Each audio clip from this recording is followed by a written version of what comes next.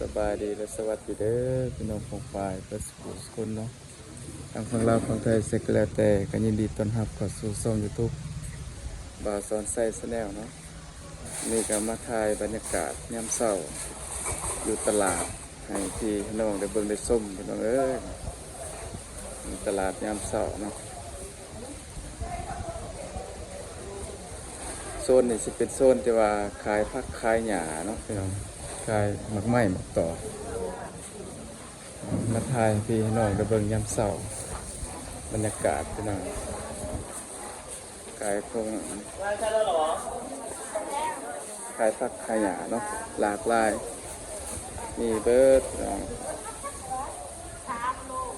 ไม้หมักตอกเนาะขายคงอยู่คงกินจะเป็นหมักไม้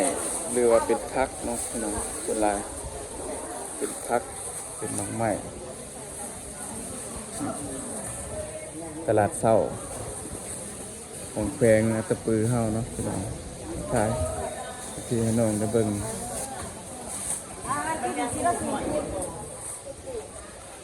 ก็ตลาดนี่ก็กว้างเติมเนาะพี่น้อง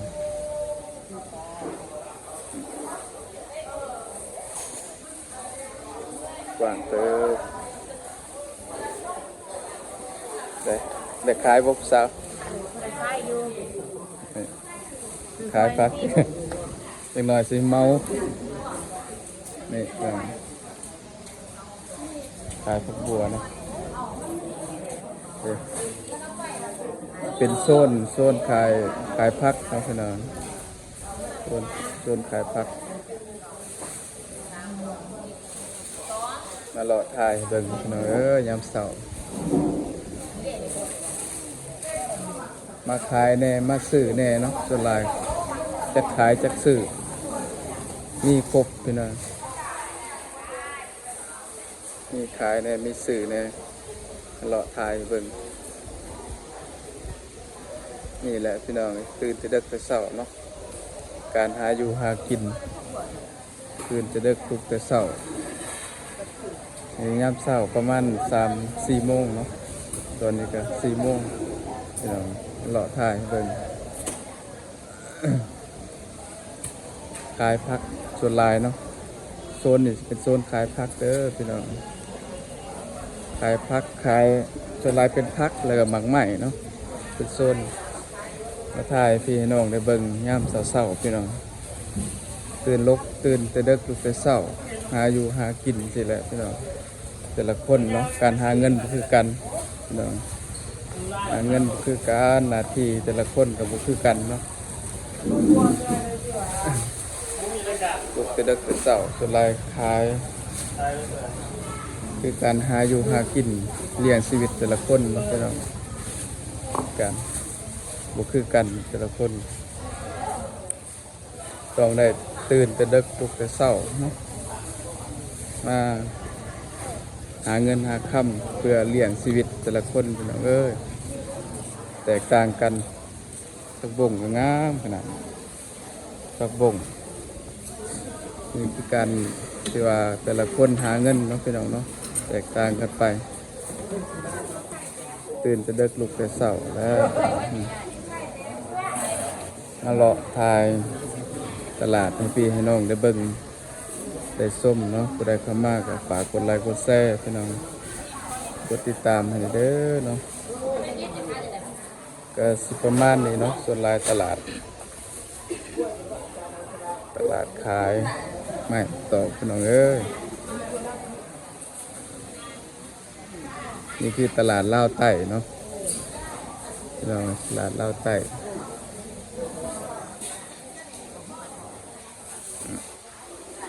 ขายพี่น้องได้เบิ่งกลับไปวนมานี่แหละพี่น้องตัวลายขายหมักไม้หมักตอกขายผักขายหญ้าถ่ายบรรยากาศยามเช้าๆให้เบิ่งพี่น้องผักหญ้าหมักไม้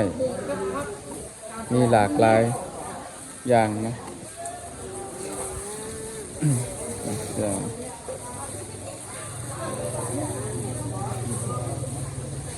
ผู้ไปผู้มาเนาะเวลา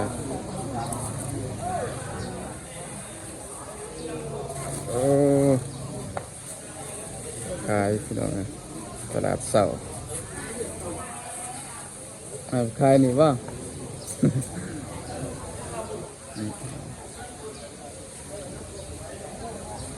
เลาะตลาดยามเช้าๆ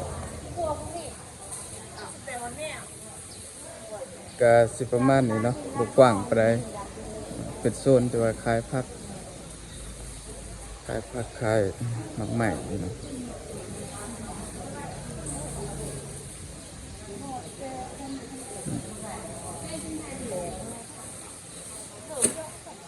เศร้าๆพี่น้องขายเป็น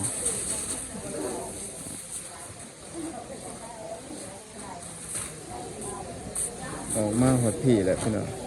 เลาะให้เบิ่งจุดสุดสั้นเดี๋ยวถ่ายให้เบิ่งจุดสุดสั้นมาแปลงเต้าเอาเลยแต่เศร้าได้นี่เนาะทางนอกยังมืดอยู่แต่ว่าข้างในใต้ไฟก็เลยแจ้งนี่คือตลาดขายพักเนาะ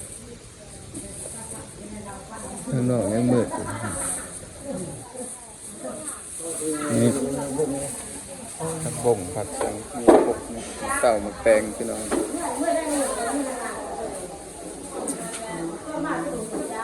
เป็นการขายผักขายหยังพี่น้องเอ้ยขายให้เบิ่งยามสาวๆ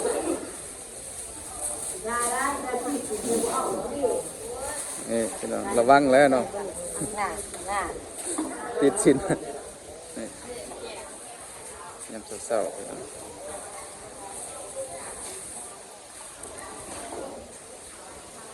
ไปผู้มาเนาะตลาดก็ผู้หล่อซื้อผู้หล่อขายซื้อไปขายต่อซื้อไปกินก็มีพี่น้องแล้วแต่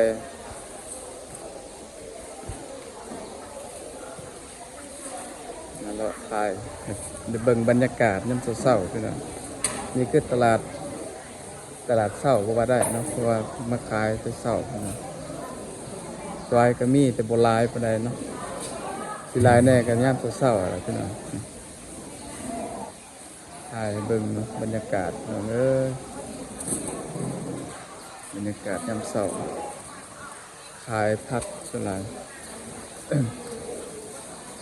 ถ่ายเบิ่งพี่น้องผู้ใดเข้ามากอ่ะกดไลค์กดแชร์เนาะกดติดตามด้วยนะพี่น้อง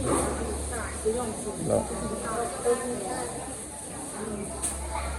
ย่างออกมันก็สิมีทางเข้าทางออกหลายทางเนาะพี่น้อง ทางเขาหลายทางทางไม้หมักตอกมีหลายหมักเต้าหมักแตงหมักทั่วเนาะผักกาดก็มีเบิด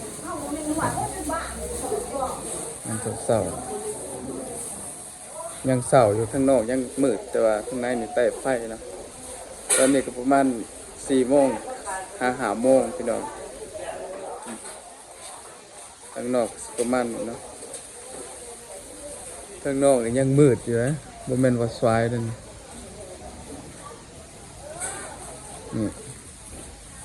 บรรยากาศข้างนอก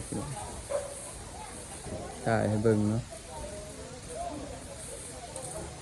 เลยเขามากก็ฝากกดไลค์กดแชร์พี่น้องเอ้ยถ่าย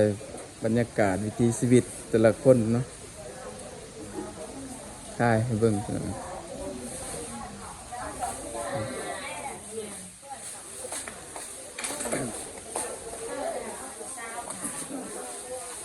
ข้างในนี่แจ้งพอใต้ไฟนี่แหละพี่น้องเป็นว่าอย่ามินกันหน่อยอย่าคอยวาสนาเนาะ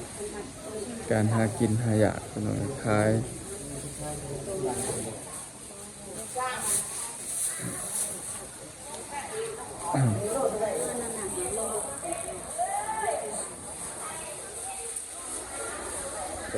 พี่น้องขายเบิ่งบรรยากาศเนาะบรรยากาศยามเช้า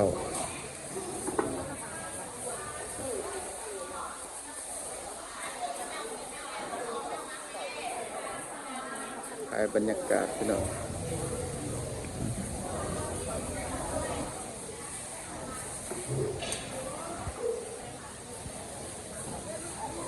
ส่วนลายต้นเช้านี่สิลายเนาะพี่น้องต้นเช้านี่ลายคนมาขายเครื่องยามสวยๆมากกะบ่ค่อยลายไปเลยเนาะ ลายตอนเช้าส่วนหลายตอนเช้านี่สิหลายว่าคนนี่ตื่นดึกลุกเช้ามาขายให้มันทันเนาะทันผู้มาซื้อแหละพี่น้องบางคนก็ซื้อต่อแล้วก็ไปขายเนาะไปขายต่อบางคนก็ปลูกเองแล้วก็เอามาขายเนาะนี่คือตลาดพี่น้องขายให้เบิ่งปลูกเองแล้วก็มาขายเองบางคนก็เนาะบางคนก็ซื้อต่อแล้วก็ไปขาย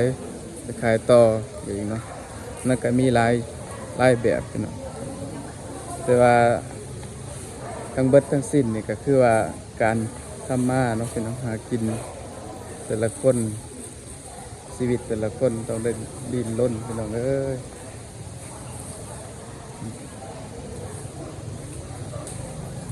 ต้องได้ดิ้นรนเนาะบ่หาก็บ่ได้กินบ่เฮ็ดก็บ่ได้พี่น้องบ่ไปก็บ่ฮอดคือเพิ่นว่าเนาะต้องได้หาต้องได้เฮ็ดเนาะพี่น้อง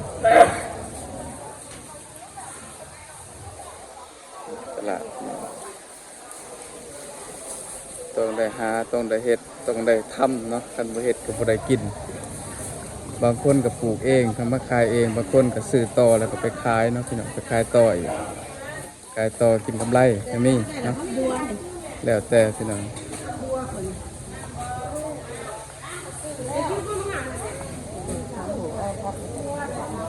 เอาสุดท้ายนี่ก็จบคลิปไว้สำนี้กันเด้อพี่น้องฝากกดไลค์กดแชร์กดติดตามเนี่ยเนาะได้เข้ามาขอสอนไส้กับสิพอจบคลิปไว้สำนี้พบกันในคลิปใหม่เนาะ